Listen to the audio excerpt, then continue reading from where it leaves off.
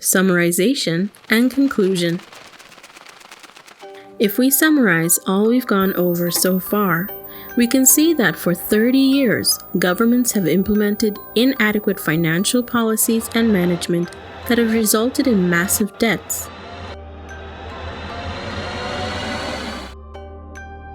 Governments have carried out reckless management of personal, land, and projects based on political patronage.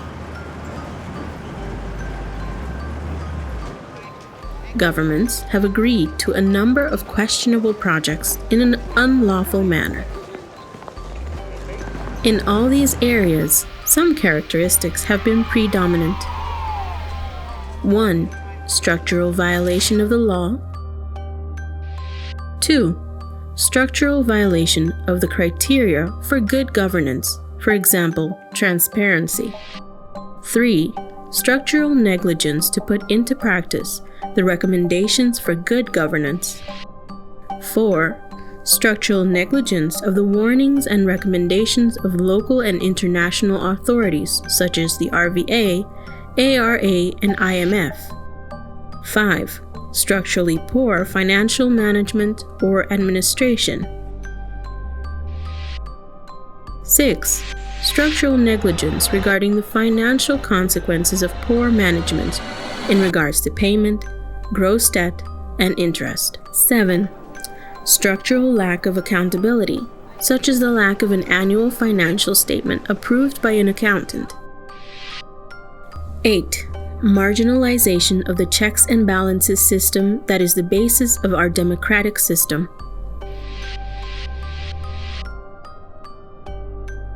9. Structural neglect for the welfare of the community, resulting in social problems. Number 10. Complacent attitude of the Parliament regarding the irresponsible management of governments. In no way is this about good governance. On the contrary, government after government, irrespective of their political standpoint, have largely failed in their obligation to safeguard the general interest. It rather seems like they have abused ministerial office to do personal business with government property and exclusive government authorization, such as giving permits.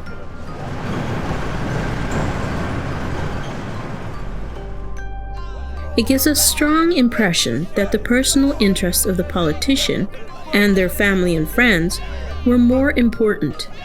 They are the ones who would receive employment in the government, promotions, projects to execute, and many other privileges.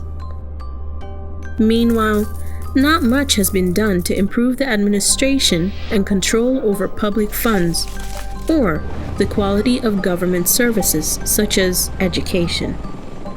If we cannot qualify the Aruba government for the past 30 years as correct, then how do we qualify it?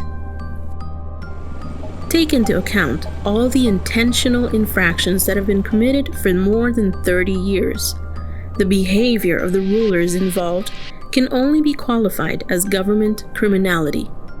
The consequences of all this is that the structural violation of the law and the marginalization of the system of checks and balances has severely undermined our democratic constitutional state. In addition, irresponsible financial management led to external financial supervision, CAFT, which has undermined our financial autonomy.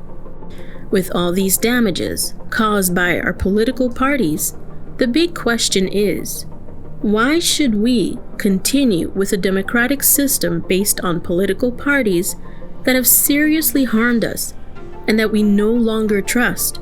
Do we really have to continue with the system of representation? Well, there are other ways to involve the citizen and existing organizations directly in the management of our country.